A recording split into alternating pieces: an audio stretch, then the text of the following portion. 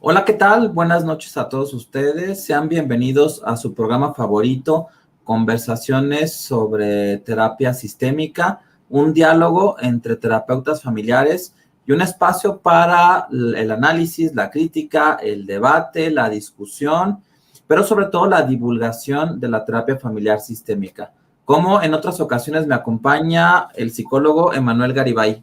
Hola, Emanuel, ¿qué tal? Bien, hola Mauricio, ¿cómo estás? Un saludo para todas las personas que siguen las videotransmisiones y que pues aprovechan estas conversaciones para echarse un clavado a la literatura especializada en terapia familiar, De en hecho, terapia adquirí una sistémica. obra de literatura especializada. No sé si la reconoces. A ver, déjame pongo a cuadro completo, porque de esta hablamos cuando estábamos platicando de Lynn Hoffman. Ah, sí. Marriage of Marriage. Perdón mi pronunciación, porque pues no soy bueno para el inglés. Los espejismos del matrimonio de William J. Lederer y Don D. Jackson. Lo conseguí en Ok, Amazon.com. pues mira, es una gran adquisición. A ver, corrígeme si me equivoco, es donde Don Jackson hace esas clasificaciones de los tipos de pareja Sí, y las sí que lo combinaciones. revisamos, pero fíjate, es de casi 500 Un páginas. librote, ya lo vi, sí, es Sí, o sea, un libro 478 gordo. páginas. Cuando yo lo vi pensé que era como un manualito chiquito de 90 páginas, a lo mucho, y no, casi 500 páginas. Y de hecho no es un libro muy citado, pero me llamó la atención porque lo cita Lynn Hoffman, es un libro histórico, no hay muchas obras de Don Jackson, y se me hace muy interesante. ¿Cómo ves? Muy bien, pues vas a tener que practicar mucho tu inglés. Pues sí, tratar de descifrar lo que dice, ¿no? Porque no es un inglés tan técnico, porque al transcribir entrevistas y poner las expresiones que hacen las parejas en la sesión, pues sí representa más retos, ¿no? Para el que no domina el inglés al 100%. Sí, Pero sí bueno, que es nada sí. más como un paréntesis. No, muy bien, porque viene mucho también a colación porque es una de las barreras con las que nos topamos los que estudiamos en Latinoamérica, la barrera del idioma. Muchos Ajá, libros están en inglés y es difícil acceder a ellos si no dominamos el idioma original de la obra. claro. De hecho, hay una aplicación que es la de Google Traductor, a ver si se ve bien. Sí. Esa que dice traductor, Ujú.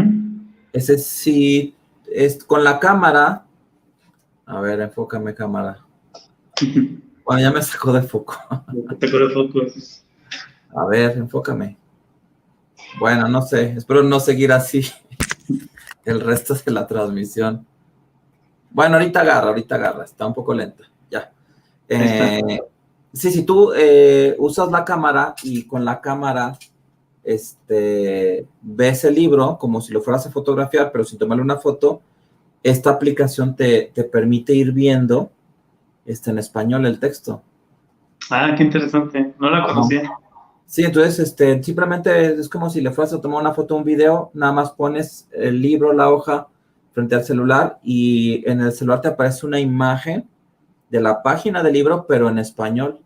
Gracias, señor. Pues, Ajá. Esa es muy una interesante. herramienta sin duda. Obviamente no es una buena traducción, porque pues para eso hay traductores que se dedican a traducir estas obras cuando quieren una edición en español, ¿no? Pero puede ayudar un poco para los que no dominan al 100% el inglés y están ansiosos de, pues, estudiar estas obras. ¿Cómo ves? Muy bien, pues, excelente. Eso nos lo quedamos como con un tip para poder bajar esa aplicación. Ajá. Bueno, pues, Bien. bueno, adelante, adelante. Ahí viene, digo que viene a colación esto también de las traducciones, porque a mí me da la impresión de que esta traducción, este, la traducción de este libro que estamos leyendo, es una traducción complicada de leer. Fíjate que es todo un tema, todo un tema. En el libro de Lim Hoffman, que recién revisamos, ahorita no me acuerdo muy bien, pero encontré como 2, 3 palabritas, que estoy seguro que no estaban bien traducidas. No me acuerdo si fue en esta obra o en otra anterior, donde en vez de traducir en español como sistémico, lo traducían como sistemático. Y obviamente en la literatura sistémica, cuando ves sistemático, dices, no, a ver, aquí hay un problema en la traducción. Y pues es importante que haya una traducción, pero también una revisión técnica. Es decir, no nada más que sea un experto en traducir del inglés al español, sino que sea un terapeuta familiar que esté familiarizado con... Empezar con los términos. Sí, que sea un terapeuta familiar, no nada más así traducirlo, porque no puedes, no es lo mismo sistémico que sistemático, y, Sí. y es un problema. Y creo que 2, 3 veces venía ese error sistemático en vez de sistémico en Lincoln, y también en otras obras de Minucci también me he encontrado con algunos errorcitos, en paradoja contra paradoja también. Pero bueno, pues, ¿qué podemos hacer? Un ejemplo de buena traducción o de buenas traducciones es el libro de medios narrativos de Michael White. Sí. Medios narrativos para fines terapéuticos. El traductor es Mark Bellevach, un terapeuta que está muy familiarizado con las terapias postmodernas, con la terapia centrada en soluciones y con la terapia narrativa. Entonces, eso ayuda mucho a que la traducción sea más clara. O sea, es que en realidad el traductor no nada más tiene que dominar esa lengua y llevarla al español, sino que además tiene que empaparse, tiene que estar en la sintonía con el autor. Y porque incluso el ritmo de las frases, la musicalidad de las frases también tiene que parecerse a cómo aparece en el lenguaje original, no tiene que ser una traducción literal. De hecho, las traducciones, por ejemplo, de los dramas griegos de Sófocles sacrifican la literalidad por la parte poética, porque el texto original está escrito en verso, en endecasílabo, y entonces la traducción al español es también muy poética, muy poética, no literal. De hecho, uno de los grandes traductores de este tipo de obras al español lleva tu apellido, no sé si lo has escuchado, es Ángel María Garibay. Sí. Él es el que tradujo las obras de Sófocles. Y hay un pasaje que a mí me gusta mucho, y perdón por el paréntesis, de Edipo Rey, donde un sacerdote de Zeus dice una frase muy bonita, dice, sabe el hombre regir si ha sufrido, y el que en fortuna adversa ha visto su vida atormentada, ese es el que puede remediar los males ajenos. Cuando yo me voy al griego, porque estaba haciendo una investigación al griego de Sófocles para buscar esa frase de Ángel María Garibay, pues grande es mi sorpresa al encontrarme que no estaba toda esa frase. Y luego me voy al inglés porque estaba escribiendo un artículo en inglés con el apoyo de una traductora y pues tampoco estaba en el inglés porque eso sí se lo chutó el traductor, ¿no? Una frase así de larga, sabe el hombre regir si ha sufrido y el que fortuna adversa ha visto su vida atormentada, ese sabe resolver los males ajenos. Oye, pues eso no está en el original. Pero es un ejemplo exagerado de cómo un traductor se mete en el texto, se pone en sintonía con el autor y de repente le echa también un poco de su cosecha, ¿no? Pero bueno, ya me salí mucho. Es todo un arte, ¿no? Sí. Que no lo revisé, pero yo creo que ahora que lo estamos comentando sería interesante revisar quién hace la traducción de Linda Metcalf. Ajá. Del español. Sí. Y sería interesante ver si tenemos una versión. Porque fíjate que a veces pasa que autores latinoamericanos escriben en inglés y tienen pésimas traducciones al español. Ellos deberían de ser los revisores técnicos de su obra. O sea, el mismo Minuchin reconocía públicamente que él le batallaba mucho para el inglés, él no era bueno para el inglés, por eso cuando llega a Estados Unidos él mejora terapia familiar en metáforas. Para mí se me haría muy difícil dar una terapia familiar en inglés. Y entonces no dominaba el inglés y luego escribe libros en inglés y luego los traducen mal. Oye, pues siquiera tú haz la revisión técnica, ¿no? Los psicoanalistas que usan mucho una obra de Otto Kemper, latinoamericano, que se llama Trastornos graves de la personalidad de Manual Moderno, pues los que estudian esa obra saben que es una traducción pésima. Y el señor habla español, entonces, pues ahí estamos mal, ¿no? Sí, es todo un tema y bueno, apelando a lo que ya nos han aconsejado, que no divaguemos tanto. Ah, Y sí, que cierto. el tema. No, ya llevamos 11 minutos. Sí, bueno, pero bueno, probablemente habrá algunas personas que les gusten estas divagaciones. Pero bueno, vamos a comenzar. El capítulo se llama Soluciones Valiosas. Soluciones Valiosas se llama. Se me hizo raro el título. Bueno, breve y conciso, ¿no? 2 palabras. Es título muy corto, telegráfico. Sí. Entonces, bueno, ¿qué nos encontramos en Soluciones Valiosas? Nos encontramos con algunas ideas de cómo ir integrando estos dos enfoques, la terapia narrativa y la terapia centrada en soluciones. Comienza Linda Metcalf con la importancia de la alianza terapéutica. Nos menciona las investigaciones sobre factores que predicen el éxito de la psicoterapia y de cómo en la mayoría de estas investigaciones, pues el factor que predice de mejor manera el éxito de la psicoterapia es la alianza terapéutica. Es decir, no importa el modelo, no importa la técnica, lo importante es la alianza terapéutica. Y bueno, nos recuerda de una postura muy común en las terapias modernistas, postmodernistas, como es la terapia centrada en soluciones, y la terapia narrativa, que es la postura de no saber. Ahí, en las diapositivas van a ver muchas U comidas, porque ¿Por qué? mi teclado está fallando la U y la A. Ok, bueno, yo pensé que tenías un problema de disgrafia. Bueno, quién Se sabe. llama dislexia, pero realmente dislexia es dificultad para leer. Pero bueno. Bueno, no ha sido diagnosticado, pero yo le voy a echar la culpa a mi teclado. Ok, bueno, fíjate que es muy interesante eso de tomar la postura de no saber, porque al menos mi experiencia como médico, y muchos médicos también lo afirmarán, es muy difícil estar frente al paciente y decir que no sabes. De hecho, cuando yo estudié la licenciatura de medicina, en los 7 años que duró ese proceso de formación, en 7 años solamente escuché una vez en el 5º grado, en una rotación en el Hospital Central de San Luis Potosí, a un doctor decir, no sé, frente al paciente. Solamente una vez en 7 años escuché que un médico dijera, no sé.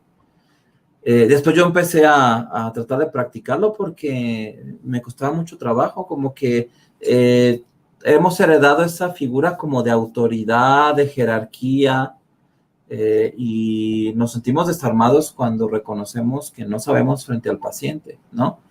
Y yo cuando tenía médicos en formación, principalmente residentes de psiquiatría, yo les dejaba de tarea que dijeran, no sé, en una consulta ante una pregunta, como una tarea para que te fueras flexibilizando, ¿no? Pero esa es mi experiencia como médico y hablo como parte del gremio médico, pero creo que en general los terapeutas tienen dificultades para perder esa autoridad, ¿no? Y mostrar esa postura de no saber. Y bueno, también está el tema de que los profesionales de la salud mental empezamos a aprender técnicas empezamos a aprender la psicoterapia aprendiendo técnicas. Entonces aprendemos tantas técnicas que nos da una especie de furor curandis. Nos dan decimos, bueno, tenemos tantas técnicas y queremos utilizarlas ya con los pacientes. Sí. Entonces nos apresuramos en utilizarlas y lo que a lo que nos invita Linda Metcalf es a frenar ese impulso de querer intervenir y más bien utilizar esa postura de no saber para conocer mejor a los pacientes antes de hacer alguna pregunta interventiva o brindar alguna directiva. Fíjate que yo pienso que debería ser muy bueno que los terapeutas tuvieran la costumbre de, a lo largo del proceso, irle preguntando a las familias o a los pacientes cómo van viendo la velocidad del proceso. ¿Cómo vamos? ¿Sienten que estoy pisando el acelerador, que voy muy rápido? ¿Piensan que nos vamos a estrellar? No quiero que caigan en pánico. Finalmente ustedes son los pasajeros y yo el conductor. ¿O quieren que nos vayamos más lento? ¿No? ¿Quieren que tomemos un atajo? ¿Quieren un camino largo y pedregoso? Como un conductor de un taxi, ¿no? Siempre ir tanteando cómo se va sintiendo el paciente. No pisar el acelerador porque tú ya quieres intervenir. Sí. Precisamente ese es el consejo. Mira, ahora vamos a ver las diferencias entre las terapias posmodernas y las terapias modernas. Entonces, hice esta tablita para diferenciarlas. Y bueno, lo que nos dice Linda Metcalf es que las terapias modernas están basadas en la explicación. El profesional explica al paciente la causa o trata de explicar la causa del padecimiento y esa explicación piensa el profesional que va a ser terapéutica, ¿no? O que va a tener un efecto positivo en el paciente. Entonces, destinan mucho tiempo para construir esa explicación o para buscar, en términos modernistas, buscar esa explicación o dar con esa explicación. En cambio, las terapias postmodernas se basan en la deconstrucción, es decir, en desmenuzar el relato del paciente o del cliente o del usuario para encontrar puntos de intervención y a partir de ahí reconstruir o construir una solución, una posibilidad o liberar al cliente, a la familia, de la opresión de una historia saturada de problemas, ¿no? Y bueno, en las terapias modernas están centradas en el problema, por eso destinan mucho tiempo del proceso terapéutico, muchas sesiones para hacer un diagnóstico, para conocer bien el problema, para detallar muy bien el problema, mientras que en las terapias postmodernas están centradas en la solución o en las posibilidades o en el cambio. Las terapias modernas suelen ser normativas, es decir, se basan en una norma, en lo que es normal y lo que no es normal, mientras que las terapias postmodernas son más naturalistas, es decir, saben que cada persona funciona de manera diferente, apuntan mucho a la multiculturalidad y a la diversidad. Las terapias modernas están centradas en el pasado para encontrar la explicación de las causas, pues destinan mucho tiempo en hablar acerca de lo que ha pasado, mientras que las terapias postmodernas se enfocan más hacia el futuro, es decir, a construir un futuro mejor, un futuro de posibilidades. Sería interesante que se pudiera hacer un genograma hipotético del futuro de las posibilidades, ¿no? Así como en la terapia familiar ha tenido mucho impacto, mucho peso el análisis de los antecedentes e ir haciendo el genograma, pues también tratar de imaginar qué es lo que sigue, ¿no? ¿Qué va a pasar con los hijos de una familia cuando lleguen a ser adultos y formen nuevas familias? Porque Sí, creo sí, que, sí. porque eso creo Lo he que es por escuchado lo que yo. da mucha intensidad. O nadie lo ha hecho, no sé. Bueno, yo no lo he escuchado, ¿no? Yo no lo he visto. Ajá. Pero está Sí. interesante la idea. Sí, yo a veces los pongo a pensar, cuando empiezo a ver pautas, digo, bueno, ¿y qué va a pasar con los hijos de este niño, no? O con sus nietos. Imaginemos 3 generaciones más. ¿Qué va a pasar con el problema que tienen hoy? ¿Va a seguir hasta ese entonces? Es Sí, muy sí, sí. interesante, ¿no? Porque durante mucho tiempo yo estuve muy metido en el tema del pasado y a muchos terapeutas familiares sí les genera como cierto ruido o incomodidad el hacer un genograma porque parece que se están deteniendo mucho en el pasado. Sí, sí, sí, definitivamente. Lo que yo sí he visto y a veces utilizo mucho, sobre todo cuando se trabaja con niños, con familias, con niños pequeños, es un dibujo. O sea, primero hacen el dibujo de su familia, como es en el presente, y después los llevo a que hagan un dibujo, bueno, a los niños, y que los miembros de la familia también ayuden a hacer ese dibujo, le ayuden en el dibujo a hacer a la familia en un futuro. ¿Cómo va a ser la familia en un futuro? Un futuro después de la terapia, por ejemplo. Sí, sí, muy interesante eso. Bueno, aquí tengo una diapositiva en donde tú nos vas a explicar qué es la terapia narrativa. Sí, vamos a hablar de los dos enfoques, de la terapia narrativa y la terapia centrada en soluciones. En la terapia narrativa se puede explicar brevemente con este diagrama. Sus fundamentos están en el construccionismo social, en la teoría de la narrativa. Es una terapia, es una terapia posmoderna, o que se instala en ese tenor, en el tenor posmoderno. Es una terapia breve porque sus intervenciones así suelen serlo. En breve tiempo se resuelven o se disuelven los problemas o las quejas que las personas llevan a consulta. En términos técnicos, se trabaja con la deconstrucción, ya la mencionamos en la diapositiva anterior, la externalización del síntoma, la externalización del problema, como una de los principales recursos técnicos, y creo que el más popular, y el uso de cartas y documentos. Las cartas terapéuticas son muy, muy utilizadas también. Y bueno, el objetivo tiene como objetivo liberar al paciente o a la familia o a la familia en general de los relatos saturados del problema. Ese es el objetivo de la terapia narrativa. Bueno, ahora vamos a hablar de la terapia breve, centrada en soluciones.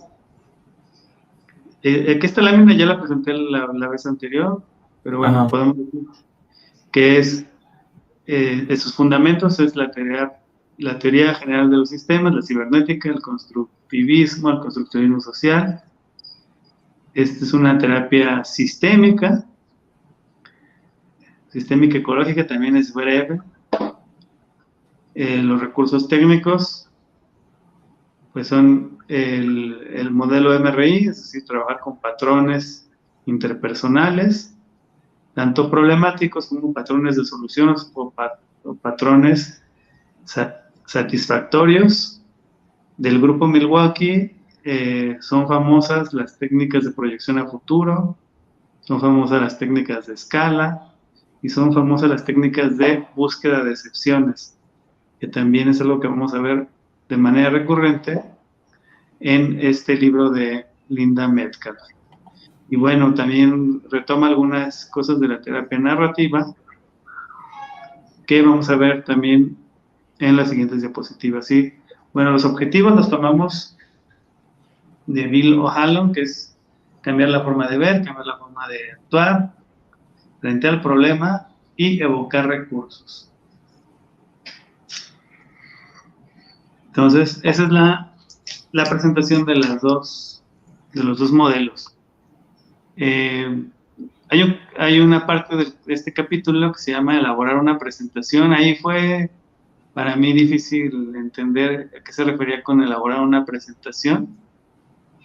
Y creo que la traducción no es la mejor.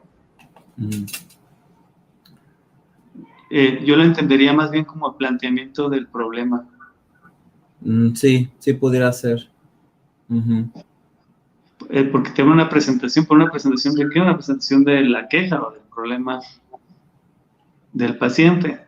Entonces, a través de un caso, Linda Metcalf va hablando de esta etapa del proceso terapéutico. Menciona que la mayoría de las personas consulta de manera individual, quejándose por la conducta de otra persona. Y entonces lo que ella nos indica es que, aunque es común, puede representar una trampa en donde nos podemos centrar mucho en ese tema, pero a su entender, lo que va a traer los cambios, o lo que es más exitoso es cuando la persona empieza a hacer cambios propios, las personas de las que se quejaba, o las conductas de las personas que representan la queja, pues empiezan a modificarse a través de los cambios propios que va haciendo la persona, en este caso que va a terapia, ¿no? Nos menciona también en esta parte del capítulo acerca de invitaciones, que también ahí me brincó la traducción de invitación. Yo lo entendería más bien como solicitar permiso de hacer preguntas que pueden ser preguntas incómodas. Por ejemplo, podría preguntarte algo que tal vez sea complicado para ti. O sea, si solicitas permiso para hacerlo, y después, ya cuando tienes el permiso, lanzas la pregunta. Entonces, Linda Metcalf dice que utilizar esas invitaciones, o solicitar permiso a las personas antes de la pregunta, ayuda en la alianza terapéutica y hace que las personas puedan recibir de mejor manera la pregunta que les vas a hacer.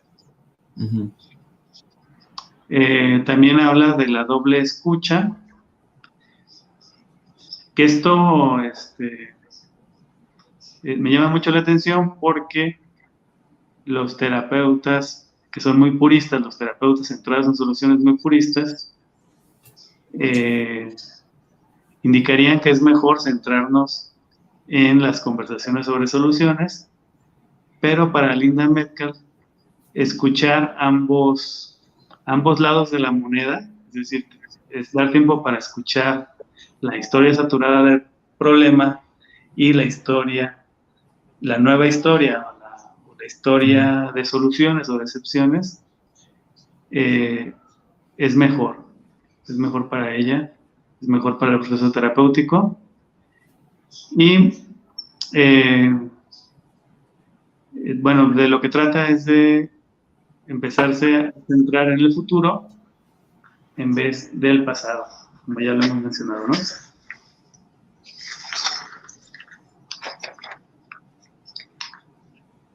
Y otra parte es el poder de la redescripción. Esta va a ser una palabra que también la vamos a estar escuchando o leyendo muy recurrentemente en esta obra, porque tiene que ver con el modelo de terapia narrativa. Y bueno, ¿a qué se refiere con la redescripción? Es que las personas llegan a terapia ya con una etiqueta acerca de lo que son, que es una etiqueta que ha sido construida por todo lo que la persona se ha contado y lo que los demás le cuentan acerca de lo que es. Entonces, llega con esta etiqueta y lo que hace la terapia narrativa, el terapeuta posmoderno, es ayudarle a que pueda encontrar una descripción distinta a esta etiqueta, a esta descripción que él se ha hecho de él mismo o de ella misma. Y bueno, en conclusión, que se pueda liberar de esa etiqueta. Esto se logra mediante preguntas de redescripción. Entonces tenemos algunos ejemplos de preguntas de redescripción que nos menciona Linda Melkel. Mira, dice, me pregunto cómo será el día en que los otros te vean como a ti te gustaría que te vean. Me impresiona el valor que das a las relaciones y me pregunto de dónde viene. ¿Cómo te ha ayudado ese valor a elegir otras acciones en otras situaciones? ¿Y cómo te ayudará ahora a ver tu propia dirección? ¿Cómo te imaginas ahora que sería si solo durante una semana mostraras esos valores cuando interactúas con tu marido o tus hijos? Y en la siguiente lámina contamos con otros ejemplos. ¿Qué empezarían a ver otros en ti a medida que te concentras en mostrar los valores de la persona que quieres ser? ¿Y qué diferencia representarán esas acciones para ti y para los otros? Entonces, con esos ejemplos ya nos damos cuenta de qué tipo de terapia se trata la terapia narrativa. Es una terapia que utiliza mucho el lenguaje. Uh-huh. Y yo a veces me lo he preguntado también qué tanto es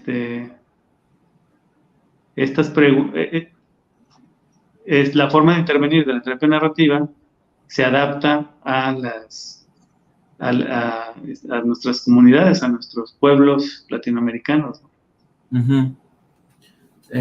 Sí, yo creo que es importante entender la adaptación que puede tener una psicoterapia para la cultura en la que está inmersa la persona, porque luego ahí se pueden dar como fracasos, ¿no? En epistemologías o en modos de comprender la realidad. Exacto, porque yo a veces me he descubierto haciendo preguntas, o copiando preguntas de Michael White a Ajá. las familias, a las personas, y las personas me dicen, pues no te entiendo. No entiendo tu pregunta, está muy elaborada. Y entonces me he preguntado qué tanto el profesional tiene que tener ese conocimiento del lenguaje y del lenguaje de su propia población o de la población la que está atendiendo, ¿no? Yo cuando estoy con una familia y que me pasa eso, pregunto si alguien entendió la pregunta y a veces me topo con que alguien sí la entendió y que la entendió de verdad, y entonces le pido a ese miembro de la familia que le explique a los demás lo que quise preguntar o cuál es el área que yo quiero iluminar o en la que quiero tener más comprensión. Entonces dejo que participe la familia como para traducir, para decirlo en las palabras de ellos.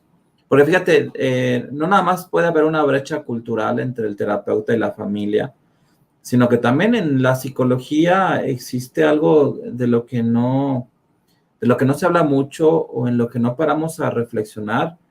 Existe el diferencial semántico. De hecho, de eso habla Rogelio Díaz Guerrero en una obra muy conocida que es Psicología del Mexicano. Después escribió otras cosas sobre el tema del diferencial semántico, pero a veces creemos que por el hecho de que nosotros emitimos una palabra, el usuario de nuestros servicios entendió lo que nosotros comprendemos o que le dio el significado que nosotros le damos, y no es así.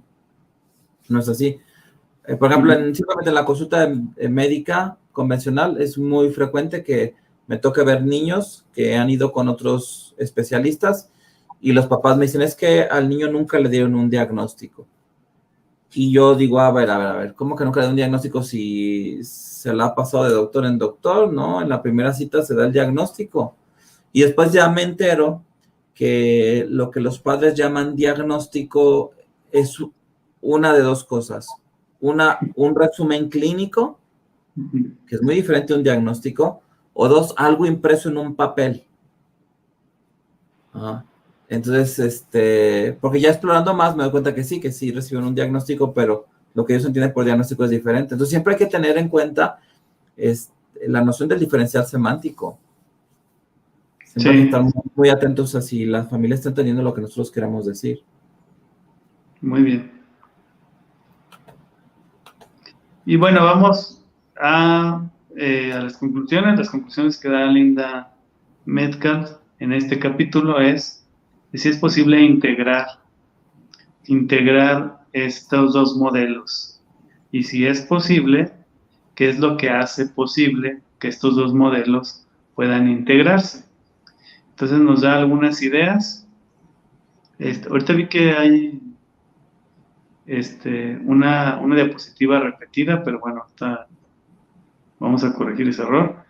La primera es que los dos modelos animan a los clientes a descubrir excepciones, y con excepciones queremos decir a esas ocasiones o esas situaciones en donde o el problema no aparece o aparece con una menor intensidad, una menor frecuencia, o la persona es capaz de resolverlo, aunque sea por un rato, ¿no?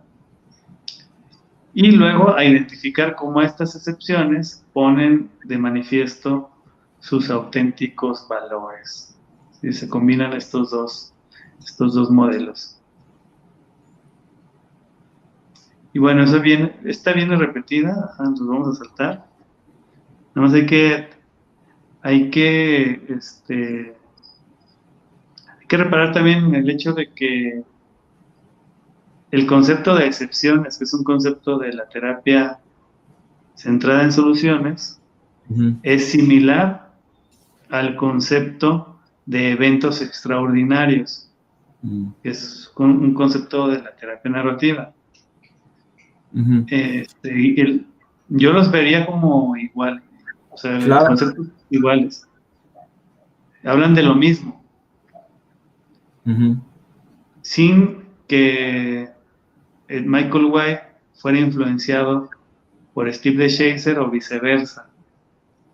Es decir, uno estaba en Milwaukee desarrollando este concepto de las excepciones, mientras que otro estaba en Australia ampliando este concepto de los eventos extraordinarios.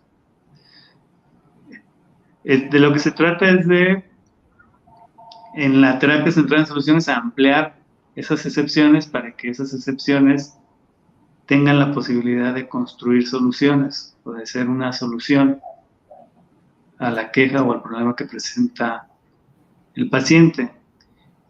Y en la terapia narrativa se buscan estos eventos extraordinarios que se van ampliando para que poco a poco desplacen a la historia saturada del problema o a la narrativa saturada del problema. Entonces es muy interesante. Al proceso de la terapia centrada en soluciones se le llama búsqueda de excepciones o construcción de soluciones, mientras que Michael White llama reautoría a este proceso de ampliar o de encontrar eventos extraordinarios que contradigan los eventos problemáticos, ¿no? Entonces, bueno, y por último, nos dice que ambos modelos, ahí está, invitan a los clientes a elaborar una nueva presentación o un nuevo planteamiento de la historia problemática y a desarrollar un guión para un futuro preferido, escribiendo un nuevo personaje y promoviendo nuevas estrategias para las acciones a partir de esas excepciones. Entonces, según Linda Metcalf, este modelo o estos dos modelos se pueden integrar y se pueden integrar por estas razones.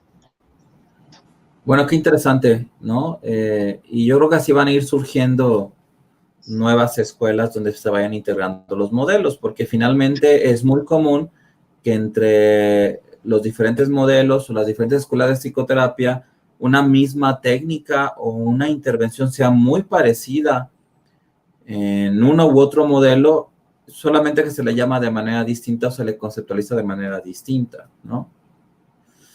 Y que además las fronteras entre los modelos no, esas están en nuestra mente. No existen. Sí, claro. Muy bien.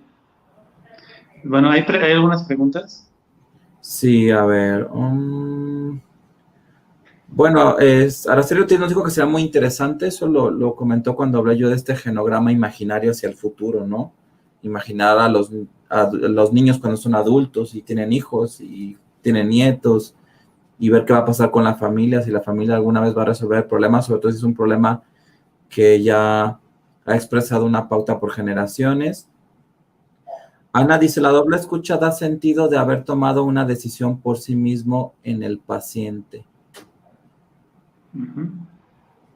Ok, este llegó también de Araceli, llegó en algún momento que a lo mejor te va a ser difícil entender el sentido del comentario, a ver si tú lo captas, dice los significados para ellos como familia, pero creo que es cuando está hablando del diferencial semántico, ¿qué tiene una familia cuando utilizas una palabra? Muy bien. Y Ana nos dice, cuando narras desde tu circunstancia presente un evento del pasado, el solo intento de explicárselo al otro terapeuta te resulta revelador. Sí, definitivamente. Eso nos lo hemos experimentado, yo creo que todos los terapeutas, de que se lo van contando al terapeuta, nos lo van contando, y vamos viendo caras de asombro, porque dicen, ya entendí qué fue lo que me pasó, ya entendí esto, ya vi la conexión o la relación que tiene con esto. Entonces sí, hay que brindar solamente el espacio para que se dé esa conversación. Ajá, sí. Y bueno, Minuchin recomienda siempre estar como en una postura como de lento aprendizaje. Preguntar, hacer como que no entiendes, y vas obligando a la familia a explicarte más, y ellos escuchan, y ellos les van quedando cosas muy claras. Que mira, es muy interesante porque esa postura tiene muchos nombres, ¿no? Ha recibido muchos nombres. También eso sí. De lento aprendizaje, la postura de no saber. Ajá. Matthew Seligman le llama las tácticas del detective Columbus, por aquella serie gringa de los años 70 o 60, me acuerdo bien. Y bueno, Chequín le llama curiosidad, un terapeuta curioso, ¿no? Bueno, Emanuel, pues se nos fue el tiempo. De hecho, ya nos pasamos del tiempo en este primer capítulo. Muy bien, pues nos invitamos para el próximo miércoles con el capítulo 2 del libro de terapia narrativa centrada en soluciones de Linda Metcalf, que es el que estamos revisando en este bloque. Muy bien. Bueno, entonces nos vemos el siguiente miércoles. Cuídense mucho. Hasta luego. Bye.